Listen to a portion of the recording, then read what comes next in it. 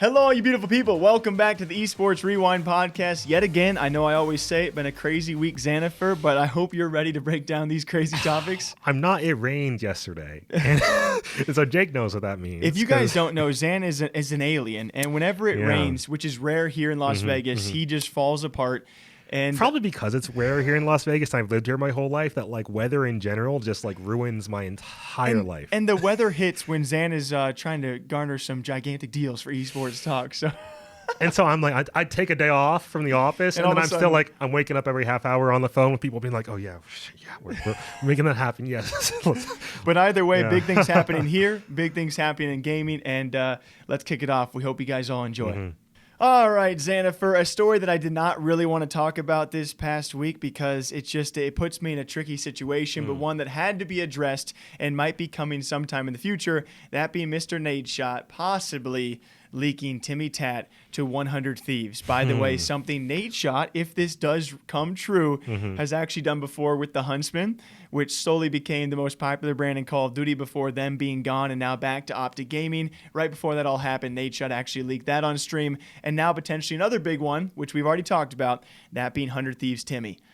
Yeah, this is a tricky situation because I think this one came down to one email away. Yeah. If you guys didn't see it, the screenshot that was sent to us, we say it every podcast. Exactly, which is what I was about to get into. In terms of we don't want to necessarily just leak a story like this. If we just happen to spot something, we're like, oh, this could mess up with this deal. We're not necessarily looking at that like, oh, let's get some views or whatever. Yeah. But once it's out there, once people are sending it to us, it puts us in a tough spot. We kind of have to cover it. Yeah, and it was, again, thanks to a viewer. You guys are crazy. You send us everything. This was literally, if you missed the screenshot, one email away from it not showing up on the feed whatsoever. I don't know how these people catch these things. It was an instant of an email being shown and just a subject line, which does not really reveal too much in the situation. Absolutely not. But it hints at the fact that 100 Thieves are, at the very least, talking to Tim the Tat Man and maybe more than just the initial steps. Yeah, and I think this would not mean much of anything if it weren't for the previous conversations from Tim the Tat Man about joining an esports organization, about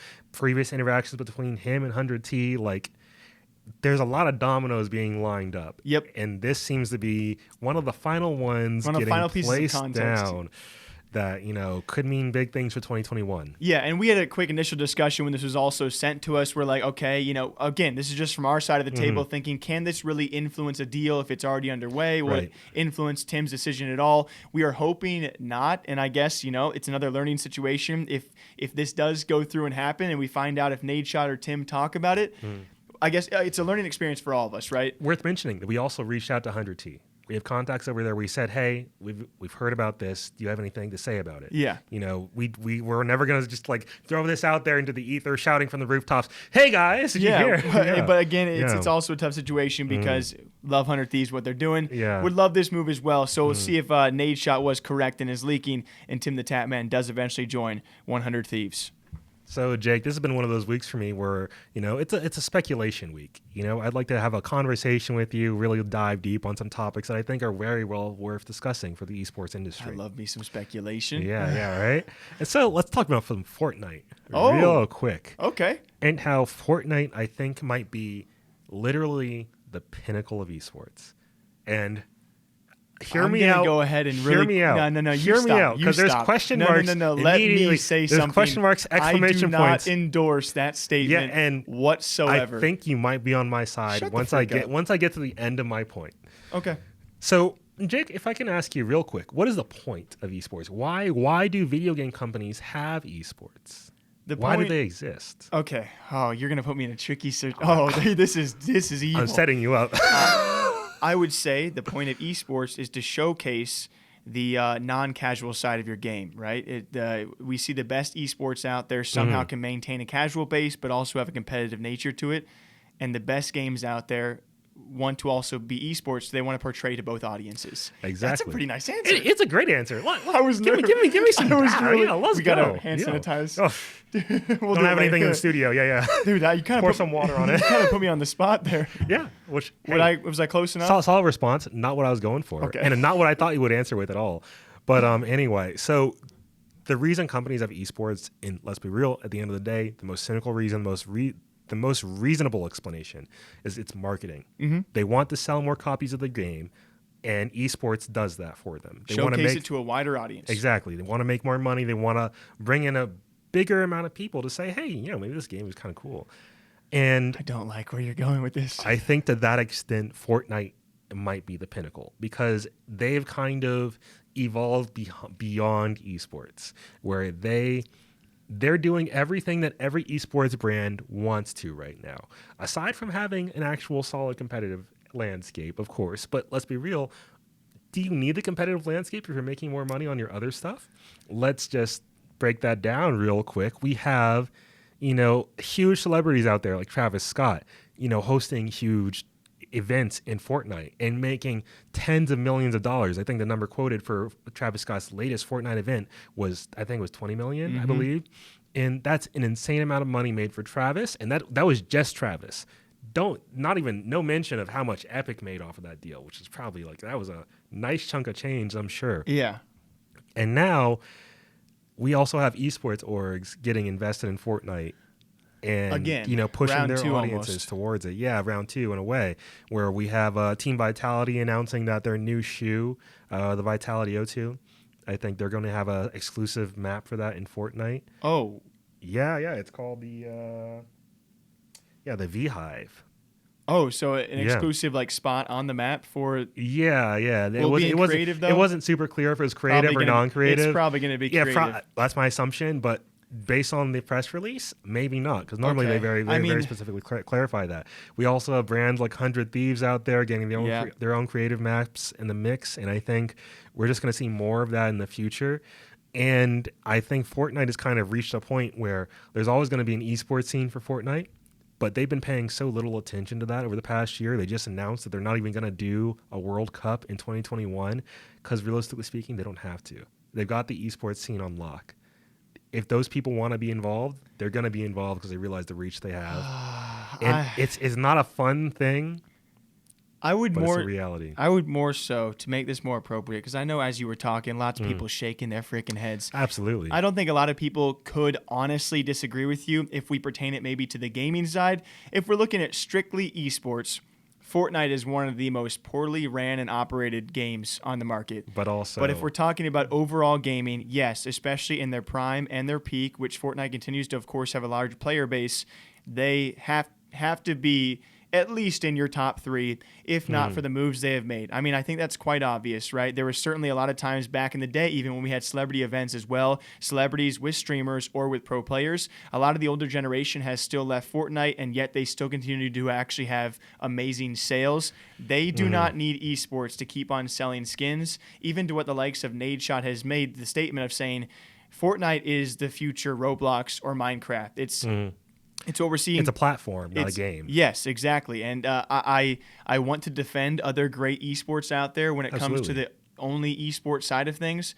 I don't think Fortnite has done a great job there. But certainly, if you're going to go out in the street and ask people about League of Legends, Counter-Strike Global Offensive, or Dota, or Rocket League, or Fortnite, I would say the majority of those people will probably recognize Fortnite first. I think Call of Duty is also it's up there. Yeah. But that's also mostly the American side of things, right? If you're talking about worldwide recognition, sadly, that's what Fortnite has done. And I just only hope they can utilize it a bit better for the esports side. But like you said, they don't need to. We all do. And really, I think we're in a tough spot where now esports orgs are going to be looking to Fortnite for promotion. Esports competitions are still going to be happening in Fortnite, even if Fortnite doesn't put any money into them like they did with the World Cup in the past. And so, Fortnite has made all of these teenage stars, right? Especially as they either stay in Fortnite or move on. You look at NRG, FaZe, TSM, 100T, all of these top orgs have these really, really popular Fortnite characters, whether it be on Twitch or YouTube or TikTok, whatever it is. I think the general question is going to be what's the next step? Yes, Fortnite has done crazy things in gaming. Are they the pinnacle of esports then? I don't know about that. We'll see what's next for Fortnite, though. It's certainly been crazy. 2021, though, is probably going to be even crazier. All right, Jake. Next up is one of those topics of news I'm super excited to hear about because it means great things for the wider audience overall and just an improvement in quality of life for esports and gaming people everywhere. Let's talk about FACEIT and their Minerva AI. Have you heard about this? FACEIT and Minerva AI. AI stands for artificial intelligence. Very, very true. Yes, I want to say I've heard of Minerva, but I always say that. So hit me up with it. It is. I think you have. I think we've talked about it very briefly, but I think it's been a minute since we've heard about Minerva specifically. Yeah, because we've heard a lot about AIs. It was actually more, I want to say like late 2019. I've heard of Dota's, and we've heard of other ones, but nothing really taking to too much fruition. Yeah. This one is a slightly different track than the one that we had in Dota, where in that case, this was an AI that beat the top players in the world in the match, right? This is an AI that actually assists with toxicity, which, as we know, is a huge issue for gaming and esports. Okay, I do recognize everywhere. Yeah.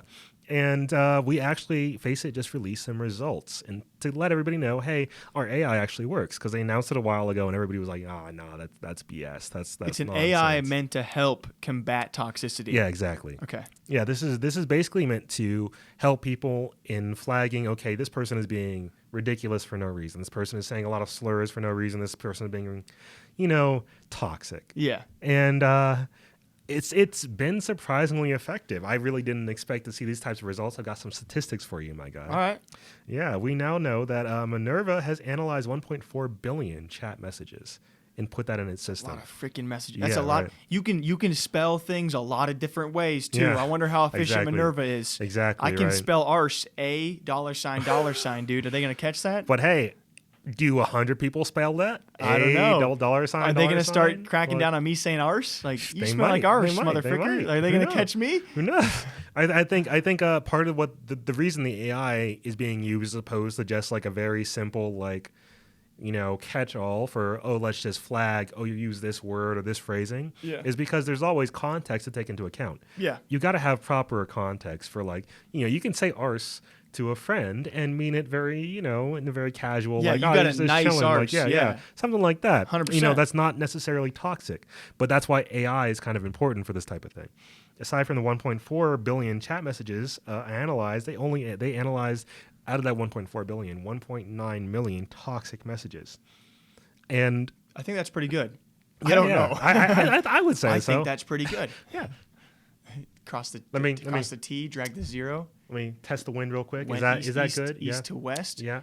Think that's not too toxic. Yeah. That feels a little warmer than normal. Yeah.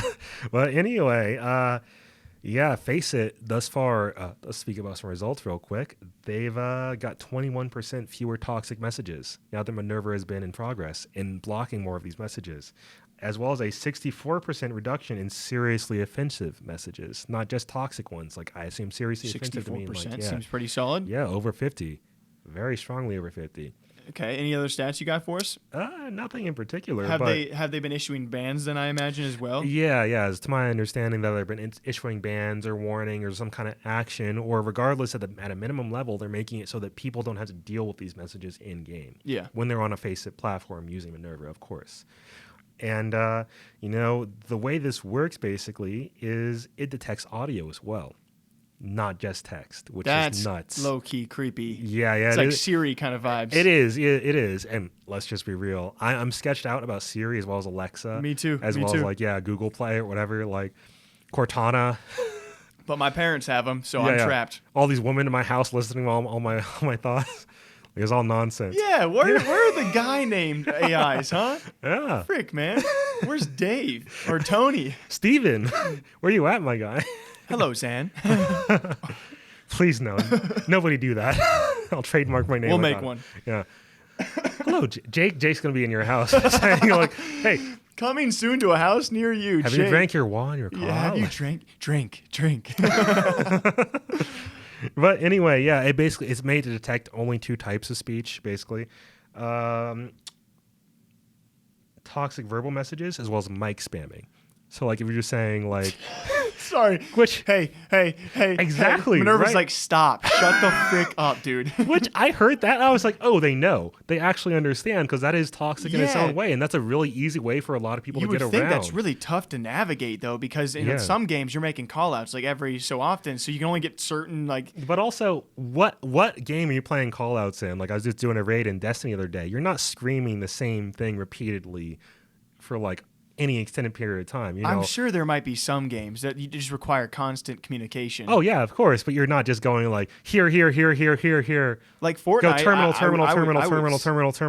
terminal. That's usually how you communicate, though. If I'm ever in Discord comms with people, it's usually like that. So I wonder how they really program into like, okay, if he's talking every 0.2 seconds, mute that motherfricker. I think it's probably a function of how often are they saying it, how frequently are they saying it. Is there actually any value in them saying that? Yeah. Like I think it probably comes down to are they saying like a location?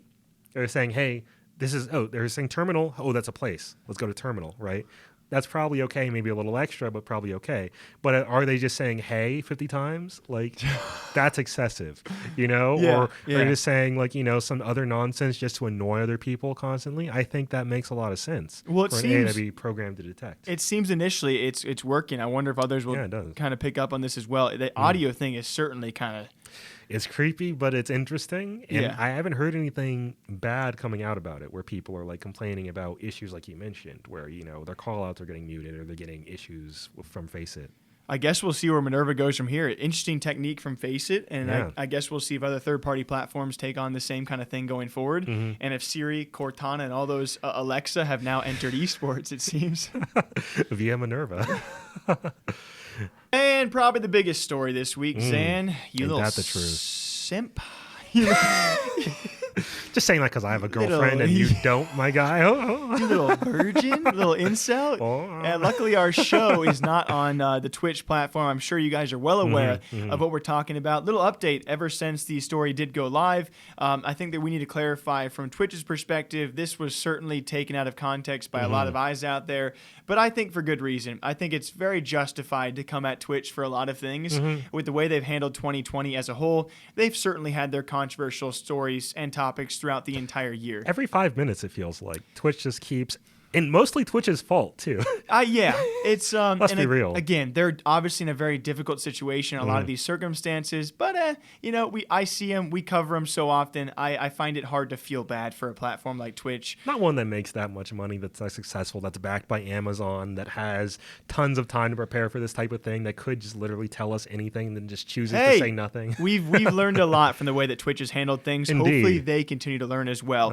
If you guys somehow lived under a rock, they will be issuing bans for the excessive use or the use as in terms of an insult of the words I mentioned previously. And now even further, that update being apparently Twitch had an all hands on meeting and they have now even called out and mentioned by name the person or the biggest person to have covered the story so far, which caused it to go viral on Twitter. Over 100,000 tweets around the word simp. That's actually going to be Slasher on Twitter, who did actually take the Twitter to mention that Twitch held its internal all-hands meeting just now. Twitch called the negative reaction to simp, incel, and virgin as the community misunderstanding. And COO Sarah Clemens called me out directly for misinterpreting it, said Slasher. That hurt Sarah. Wrong too, by the way. We all understand it's bad. He continued, from what I hear, responding after Sarah was the Twitch CEO, Emmett Shear, who we've talked about, and what may be the most on-point thing he said all year, as he said, I think people understood, but they don't trust us. Thank you, Emmett. Yeah, Emmett. No freaking squat. Is that not the biggest truth that anybody from Twitch has spoken in the past? No. Remember? A couple months ago, Twitch said, I'm sorry. We're sorry. I didn't believe them then, though. That was so like that. And I can't remember what story that was actually around. Because we covered so many. But at one point, wow, twice this year, Twitch has dropped the biggest truths or lines they have had in their entire history. They first admitted apology and now saying they don't trust us. Yes, 100% spot on, Emmett Shear. And I think this has to come from knowledge of they have to be aware of how all we want as an industry, as a community, is some more transparency from Twitch. We just want to know more about what's going on, which might not be possible. No, but it is though. For the truly important stuff, I'm not talking about their minute decisions, right? We don't need, as an industry and community, clarity on why somebody gets banned. It's totally fine if Twitch says, "Hey, we want to keep that private. We want to only tell the people involved," if they ever did that, which, realistically speaking, they don't most of the time. But I get that. What we need is transparency on stuff like DMCAs. Like, how do people still not have an effective system to monitor that and take care of their livelihoods? Mm-hmm. And Twitch is still in a position where they're saying, like, hey, maybe just mute all of your audio and hope for the best. And then I guess even further, we had the sexual harassment cases, which was very controversial because Twitch had handled their own involved cases differently than the public cases, and they had talked about being better as a community and reacting better to these things, and then it's revealed that they have internal issues with that same thing. I would say even further, when it comes time for the very, very controversial bans, if there's any way to be transparent or explain it in any way, it might not be possible, but I'm still going to be angry about it, because a recent case we've had is earlier this year, we had Pokimane play inappropriate content on her stream. It was pornographic material. She received just a warning. That is not her fault. Just like Alinity, the same year, 2020, been a crazy year, Alinity had to get on her hands and knees to beg for a Twitch ban because she knew the backlash would be so strong if they only warned her again. XQC, he plays a quick accidental clip of two gorillas getting it on. He gets a 3-day ban. And then we have Forsen. Accidentally, for a glimpse of a second, he shows a naked woman, and there was maybe something involving a horse ding-a-ling for some bestiality. I understand the background details of all of these streamers and their ban details are very, very different, but how do you give XQC 3 days, and by the point of this going live, Forsen, I think he's going to be unbanned just after Christmas. It'll be approaching 40 days off the platform. Over a month, which is... I understand they can't be transparent, but there is something, at least in my opinion, I get it. It's bestiality. It's nasty. It was accidental. It was a trick link, which by the way... Which needs to be taken into account They then release a rule. They now have a rule on the platform that users that send trick links or try and send those deceiving links and donations will be banned. But meanwhile, you're punishing your streamer for opening that trick link for almost 40 days. Because they couldn't know. A month without How are income? they supposed to know? Like, realistically speaking, I think this is another situation where... Sorry, audio listener. This is why Emmett is 100% right here. Because he knows people have lost trust in Twitch. Because it takes all this disparity in treatment, very public disparity, where people are very clearly getting either favoritism or situations are getting treated differently because of situations. Weird, man. Like, maybe there's some stuff going on behind the scenes. Literally, all Twitch needs to do is say, hey, with Pokimane, there was XYZ going on behind the scenes. We're talking to these other people. We're sorting it out. That's why she got this, decision. Yeah, and this is why Forsen, he did another thing accidentally. But we had these conversations. This is why he's getting that 40 days, potentially. And I understand, though, because then that kind of is it's a weird line because, okay, if they release information on Forsen, do they have to do it for other cases? But when you have these weird one-offs, I just wish there was more. And maybe Forsen doesn't want to come forward and explain how terrible the treatment is because what if they get angry and then they ban longer? I don't know, man. It's obviously Twitch is in very tough shoes, but this year's been a controversial year for the platform. Absolutely. I think the main issue here is it's nothing but one-offs. There's no consistency whatsoever. Yeah. If there was any through line that we could follow in terms of, this is what we can expect from behavior on the platform, this is what deserves a ban, or hey, if you have this content like a DMCA worthy thing. I think DMCA is obviously the biggest story this year. That was just not... If you have this type of DMCA, you get banned. If you have this type of DMCA, you get fined. Unless you're this streamer, we're not going to ban you at all. Unless you're this streamer, you get banned for 8 days. Or this streamer who's been banned for 3 weeks will finally get to you because you're smaller. It really comes across like Twitch doesn't want to they don't want to say anything because they don't want to lock themselves down to anything. Because if they do, then they can't give anybody any kind like special treatment. Because then you establish a guideline. Yeah, exactly. That's why their rules are so broad and vague. Not even vague. Nobody understands that. Like the whole, I don't want to get. Yeah, we could talk about 3 strikes and we might permanently ban you unless we like you. Unless, or maybe it's a Monday and we just had a really nice bagel. We'll only permanently ban you on Tuesdays. But that bagel, that cream cheese, we really weren't feeling it, so we're gonna ban you. Yeah. But tomorrow, the cream cheese is a little bit better, so it's just we'll reconsider that. I don't know. It's nuts. I'm glad I'm not in their shoes. Yeah, absolutely. I feel for them on some things and I don't on others. I'm sure it's a struggle to like actually try to figure out this stuff. They're headlining a whole new industry essentially, which is cool. Yeah, it's great, but take the responsibility that accompanies that. Real talk. You're making the money. Take the responsibility aside with it. We can't wait for 2021. Twitch truly can't. As per usual, guys, we hope you all enjoyed the Esports Rewind podcast. Thank you all so much for listening. Thank you all for the DMs this past week as well. Really enjoy interacting with you guys on the channel and on Twitter as well. We hope you guys all enjoy. Zan, want to hit him with that yik yik outro? Yeah, I'll try to shorten it a little bit this week. Thank you everybody so much for tuning into the Esports Rewind podcast. We very much appreciate you all listening to our beautiful voices. You can find the Esports Rewind podcast on Prediction, the Esports Talk Show Network on iTunes and Spotify. That's PREEDICTION. A lot of other fantastic esports news podcasts there. By all means, go check them out. You can also find us on Twitter as well as Instagram. Just type in Esports Talk. Let us know if you find us there. We're around. Hopefully it shows up. Yeah. And, DMs are always open. We very much, as Jake mentioned, we always appreciate hearing from you guys. It does help us with our coverage. We try to cover a lot of stuff in the week, but we can't get to everything, realistically speaking. Only got so much time. For the stories we don't get to cover during the rest of the week, we're at esportstalk.com. And for everything else, by all means, just swing through our YouTube channel, Esports Talk.